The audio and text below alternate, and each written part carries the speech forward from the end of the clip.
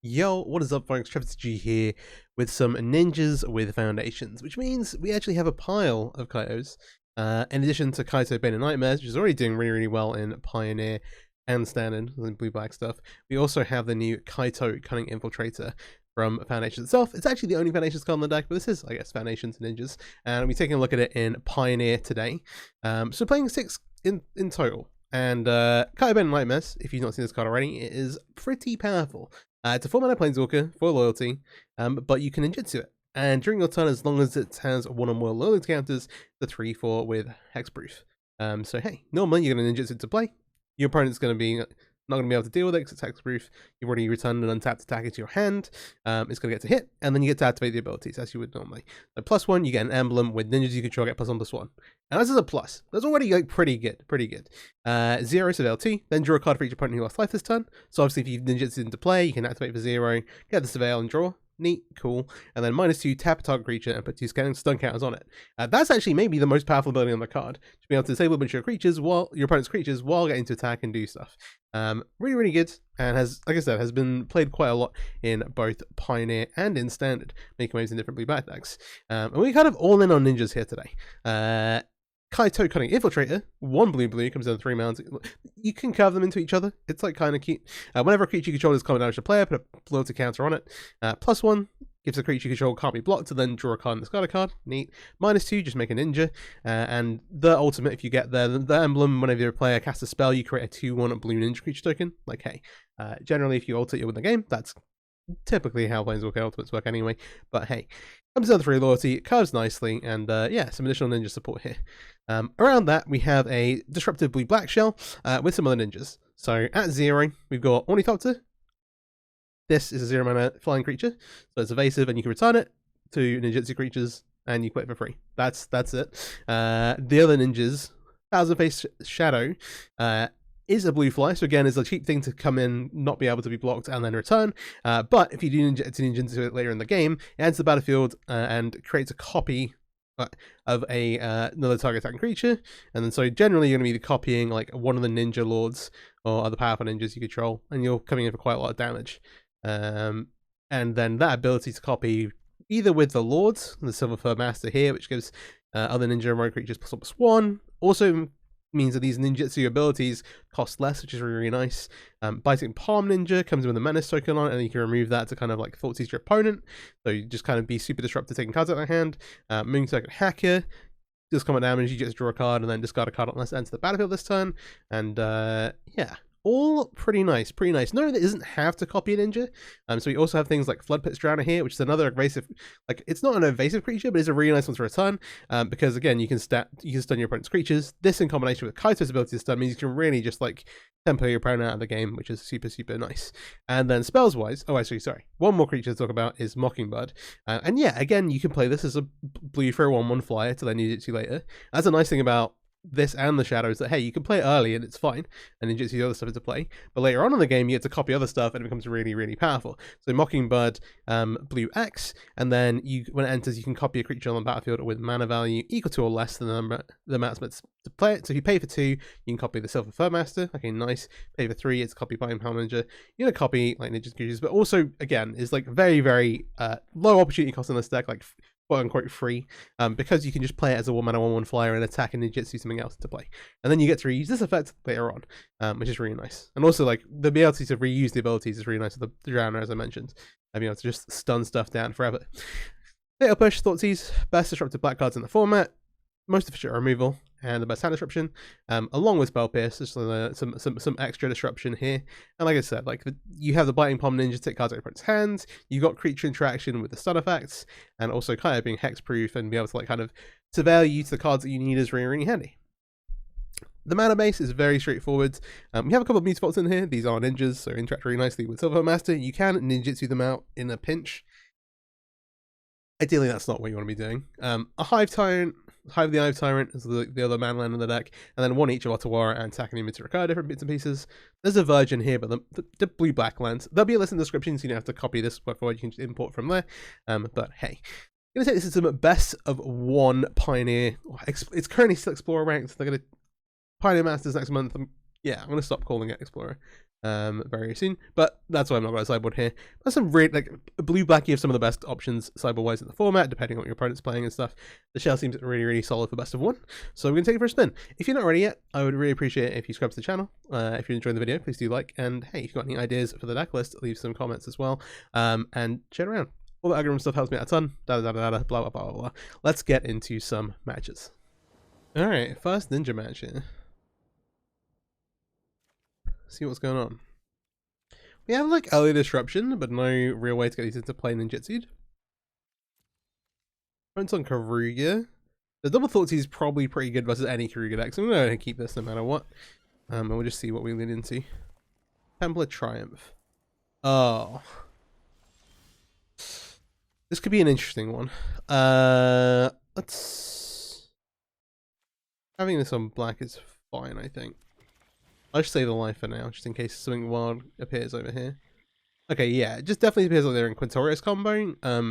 These things don't do much from the deck. This can steal, like, they can't really cast this very well. I think they got blue sources. I think we just take Quintorius because this is the one thing we need to make sure they don't cast. But yeah. The spot double is basically a dead card in hand. The concoct, like in theory, they could cast at some point. Now they've shocked here, so maybe they've drawn a pizza removal, but I'm willing to risk it. We'll shock in and play out the Mean Circuit Hacker. If you're not familiar with the Quintorius deck, they will cast Quintorius and downtick and then discover into copies that they then use to copy. It's like clone effects like Spot Double that they use to copy the Quintorius. Those trigger the, when you cast a spell from exile, Lightning Helix kind of effect, and then obviously they do that together. They don't have the concoct. They've shown us another card here.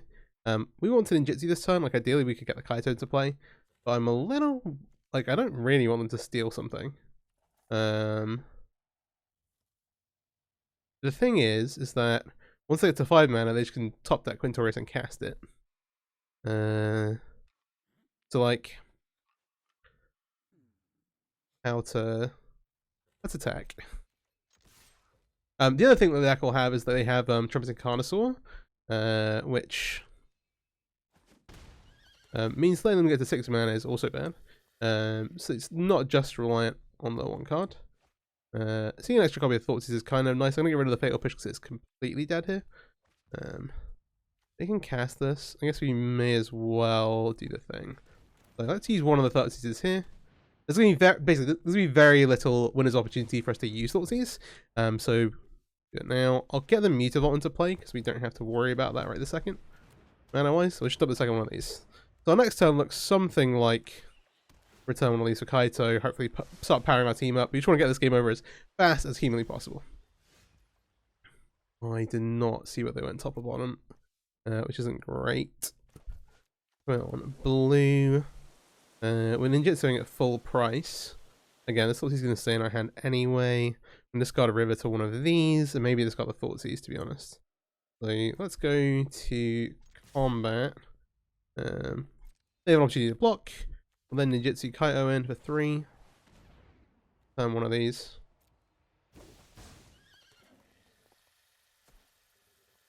Ooh, do they have a thing? They can Ganjo this, but they can't Ganjo Kaito because Kaito is hexproof. They're also now at a point where they can't actually ninjutsu this either. They need to do it before they declare blocker step, because now if they try and do it, we can put this into play. Don't worry, Pom-Pom-chan. I've got this. So they'll try and do this. We'll activate this and put Kaito into play. I'll put the yeah. So go to 11 here. We will take action. Alright. We've played a land. We basically need to maximize damage here. We don't have much for anything else, so we'll just emblem for bigger ninjas and say go. I thrive in the dark. They have a shock. And they have the Carnosaur, which unfortunately means that we lose the game. They're gonna get Quintorius. Quintorius can only hit clone effects. They will eventually kill us. I'm gonna concede now to save some time.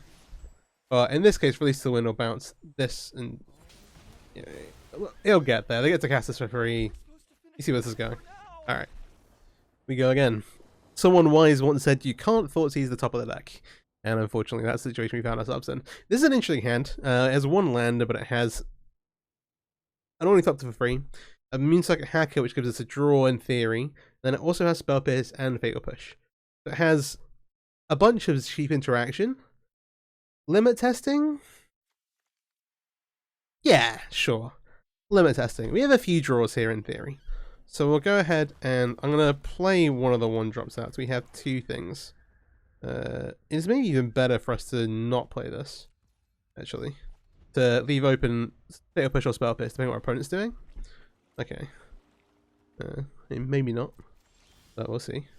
So immediately we get to pay the dividends here. So we see blue-red card. I'm going to do this, and then we're probably going to have to use Spell Pierce to protect our creature. It's very, very likely. That's okay. And we can replay the Ornithopter and get value later on. Please, may I? I mean, oh, that's brutal. But we'll Spell Pierce it. Yeah, hopefully it was there only. Hopefully it was there only the line. And because it entered this time, we just get to draw here, which is nice. And Ornithopter. So, if they like Slam Ledger Shadow, we have the Fatal Push. Sweet. I'm kind of expecting. Oh, sad. Kind of expecting this to be Phoenix. And we will. Ooh. We could just Kaito here, which is very tempting because they don't have a great way to finish it. There's like some vague potential they have 3 spells with Phoenix, but it's actually quite unlikely. It's that the alternative is to put a Biting Palm Lynch into play. The downside to this is that if they have another Fiery Impulse, they do now Spell Mastery. So it makes more sense if they let us go to Clear Blockers to make the Kaito. I'll go ahead and Ninjutsu here. Okay. And then, like, do we care about the Llama or the interaction stuff? I'd quite like to draw a 4th land for the Thousand Shoulder. Oh. Words and things. So I think I'm gonna 0 here. I'm gonna bottom both of these. Oh, graveyard both of these. Sorry, it's Surveil. We hit an island, which gives us the 4th land for this, or these combination of spells. Yeah, the Kaito is quite difficult to deal with. Verge is nice, but currently only taps a Just play the island, then we can Verge later. This time, I think I'm pretty happy just embleming now. Having this on a higher loyalty is also obviously quite nice. What they got? I'll let them, excuse me. Let them go to their Clear Blockers.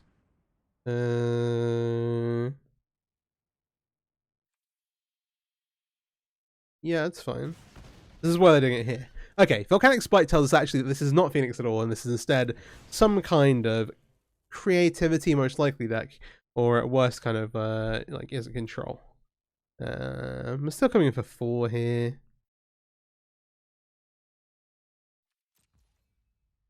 We can still do this. This is probably still quite good, is the thing.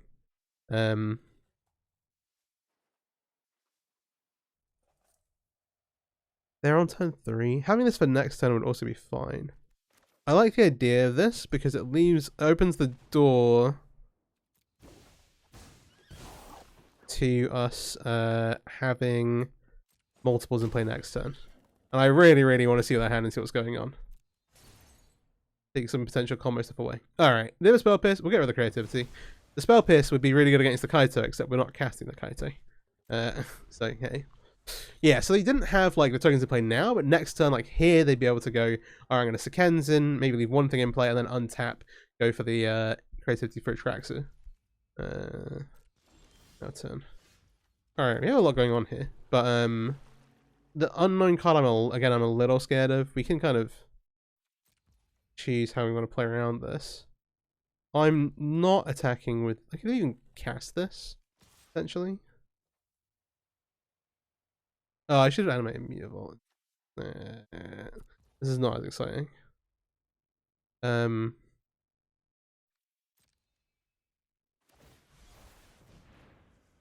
gonna make tokens.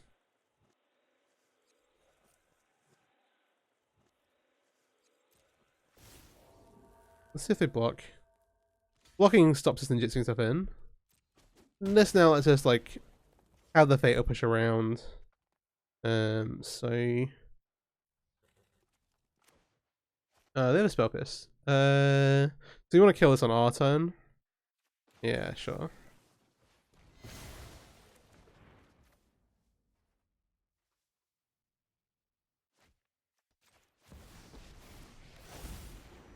An emblem again here.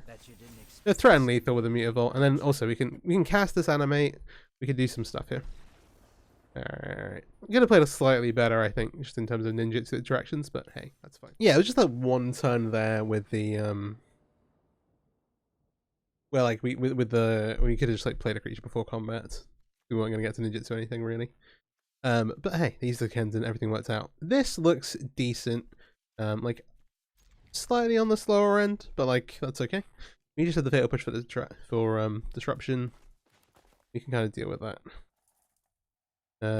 Playing this out because we can Fatal push if we're versus red decks, etc. I'm gonna hold on to the 1000 Face Shadow again. Yeah. Rude. Okay, fine. We have the option to go like Thoughtseize into this. That's maybe better than this. We don't know what we're up against. I kind of do feel that's probably better. They have more early removal. Ooh, getting to take the one creature is pretty huge. We like that. And I'll just use the Clearwater Pathway here. I'm fine playing this out because they're looking to be on some kind of Light Pause enchantment stack. Maybe like Light Pause Shram. If you're into this kind of stuff, I put out a video just before Foundations came out. There are a couple of like very slight upgrades, I think. Maybe. There's barely anything new for that deck. So if you're interested in that, please do check that video out. Ooh, that's a good draw as well. If we cast this, this costs 2. You can't do both. However, we know they don't have a protection enchantment in hand. So leading up Fatal Push, there's some value behind that.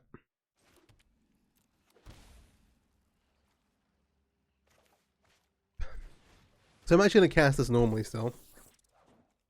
Just so we end up with more ninjas in play. Rather than messing around with ninjutsu stuff. And then next turn we can do this for 2, so I'll have this Fatal Push up. More like, hey, did you draw a creature? Here's a Light Pause. Would you like to put an enchantment on your Light Pause?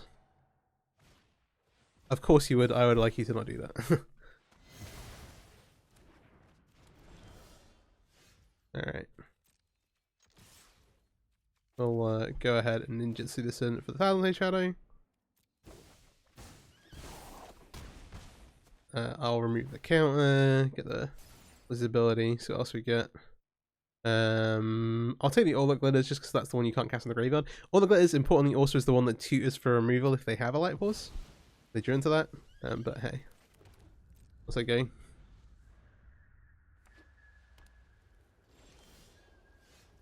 Yeah. Can cast this. Was that lethal? Not quite. I think you make a copy and then you get another one. 6. Checks text a card again.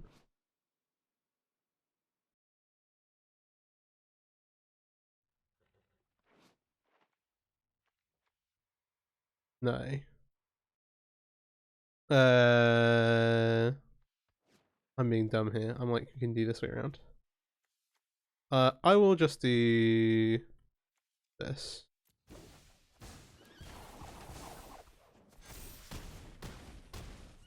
Okay, that's what I thought I would do. Alright, good times.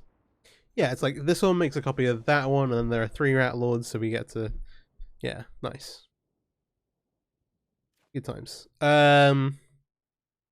Right on the play, no Red Companion. We'll keep this, but it's a little sketchy. Ooh, blue, white. Oh, this Ornithopter actually saves us a little here. Because you can Thoughtseize and still progress our board on turn 1. Okay, what have we got? The combo version. So the idea here is you get 9 lives down to like effectively the counters on it, and then Coveted Falcon, and then have this die. But we mostly care about. I'm like, do we care about that or the 3 steps ahead more? Because we have the Ornithopter. I think we just take this. This is a 1/4 fly, which is annoying, but like, we take the combo piece, save ourselves the trouble later on, and then we maybe hold this Thoughtseize off for a couple of turns.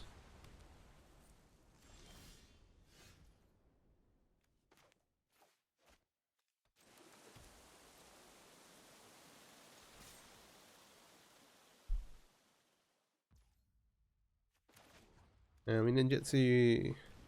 Again, getting around counter spells is kind of nice. We want to get this back into play before the 3 steps ahead. Yeah. Did they draw into a removal spell? They did not. Okay, cool. Well, Ornithopter again. Omen. Yeah, permanent based. Yeah, because they're playing like a combo deck, they don't want to like. Normally you see Omen in the Sea in like Yori and control decks. Yeah. In theory, they can donate Omen to like draw themselves cards later on. They should just keep it up. Fair enough. I just think they just missed lines. That's tough. All right, maybe last match here. If it's short, maybe we'll play another. But hey, Ninja's going pretty good. Ooh, this is the first match we've had the Floodpits Drowner. This card versus creature decks is incredible. I am gonna lead off with the Thousand Face Shadow as we're on the play. I think we can play to board and be like very effective like that. Give ourselves the most options. If they kill it, they kill it. If not, it's making room for something else later. March, where they have to exile. What do they exile here? Akaya? Oh, golly. Alright. Cooking. I'm just gonna say go and we'll have the Drowner around. Drowner's particularly good this early, because if they did play a creature, then we'd be like live for a bunch of stuff. As it is, I'm just gonna end step it here, so we have a creature in play. It looks like they're playing something like Black-White Control. They're willing to 2-4 on themselves to keep us off the board. I've seen the Shield Jersey here, stops them like going and just removing our Kaito straight away. So we'll play Kaito and we will make a 2-1. And hope that one of these 2 sticks. Double Fatal Push could be really awkward based on the cards they're playing. We'll see. Thoughtseize should take the Silver Fur Master. Yeah. Okay. You want to loot? Make sure this thing can't be blocked. Okay. Follow me, Pom-Pom-chan. We'll keep a land discard one of the Fatal Pushes into the red zone, and then have the Ornithopter in play as an additional thing. Eyes open and forward. They actually didn't know about the Swamp. We could have held it, but we don't have much. All right, 4 mana. What kind of atrocities do we have here? Get Lost is kind of okay, as long as we have some creatures left lying around. Come on, Pom-Pom. What else we got? Let's go. Drawing another Fatal Push is not great. I'm gonna explore onto Ornithopter. I don't want the Spell Pierce, I want a creature. I'll do it again. We'll keep Kaito on top. Need to go to combat. In for 4. I thought I was going to for a minute, but just another Revitalize. Black-White life gain, but trying to go like very planning to play very long games, given they've got Kaya up here. I wonder. Castle actually super annoying.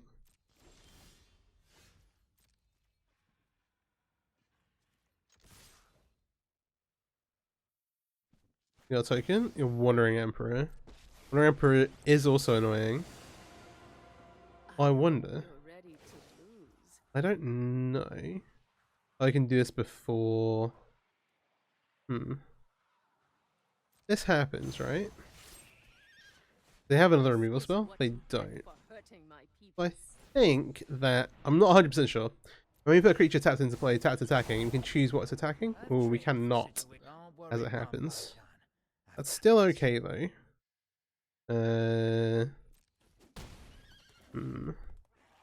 We want to surveil to draw a card. Has to be attacking the opponent. Yeah. No emblem yet. We need a cardboard. Thoughtseize is interesting. The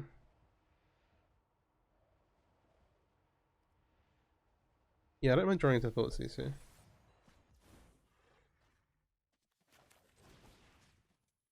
You can remove the tokens. Actually, getting this is actually really nice. Alright, let's see. Let's see what's up. Thoughtseize's double fatal push. But yeah. And plus with tokens, they can't activate here either. Yeah, you want to draw again.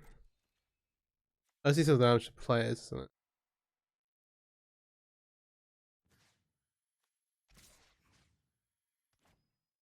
I'm gonna attack the Omnitopter. So actually we want to tick up here. But yeah, removing the one around pro of course is top priority. Interesting. Yeah, like in theory, every card that our opponent draws could be a haymaker, but being Kaito is gonna be tough, without some kind of destroy planeswalker effect. We get there, we get there. I think that'll be it. So we'll go to post match and then yeah. Alright, we lost 1, but then won 4 on the trot, so I feel pretty good about that. Deck is super sweet, which of course it's going to be. But yeah, wanted to showcase the Ninja deck. I've been meaning to play a Kaito for ages, just didn't want to craft Mythic Wildcards. I was like, do I craft all the Ninja cards I want, or do I craft the 4 copies of Frogmite, which are also Mythic Wildcards? Which, yeah, that's still... If you like, where's the timeless content? That's currently the reason why I'm not doing stuff with affinity with like new artifact lands and things. Is that Frogmites are mythic rares. But hey, it is what it is. It is what it is. Content creators, life is hard for me, or something. No. No, super fun. Deck's super sweet. There's a bunch of different options as well. Like I've gone very deep in like kind of like, oh, we're gonna play all the super efficient like interaction pieces here. You could play more Flip It Drowners, you can play more 3-mana Kaitos. There's some really interesting options. And like you can go all in like Mockingbird and do stuff with that as well. The deck also does see some play in like standard, but it's more of a blue back mid-range deck, less on the ninjutsu side. Is like that is the only real ninja there. There's a bunch of other sweet stuff you can do though. There's some nice options that carry on over, like the like coastal piracy effect to draw when you deal damage, and some other bits and pieces, which is pretty cool. And a few different ways to build the deck. But yeah, hope you enjoyed the video. If you did, please do like, subscribe, share it around. I would really appreciate it. All that stuff. One question is that I mostly do Pioneer content, or Pioneer Explorer content. I do some timeless stuff. I used to do quite a lot of timeless stuff. I still do some when I can. But the format doesn't get that many new cards that often, and when it does, they're all like, oh, it's a common, but actually it's a mythic. No more ranting about that, I promise. But one thing is like I don't do loads of standard, but occasionally I'm like, oh, I want to do it, and get the inspiration to make a standard video. One example of this being like I did a video on combo elves where I played through the standard metagame challenge with some really sweet elf combo stuff with like Tyvar and Cauldron and Fauna Shaman, going like pretty deep with that stuff. And that did pretty well. And I'm like, oh, okay. With all the competitive like formats changing over to standard, and then the one season of modern next year for like RCQs and stuff, are people interested in seeing more standard stuff? Because I'm going to play some standard anyway to practice for those. And so hey, if there's an interest in that, then do let me know in the comments. If not, no worries. I'm really excited for Pioneer. We've got Pioneer Masters coming, and like Pioneer on Arena is going to be at its best, and there's going to be loads of interesting stuff to play with. But hey, just a thought. But yeah, thanks for watching. Peace out. Have a great day.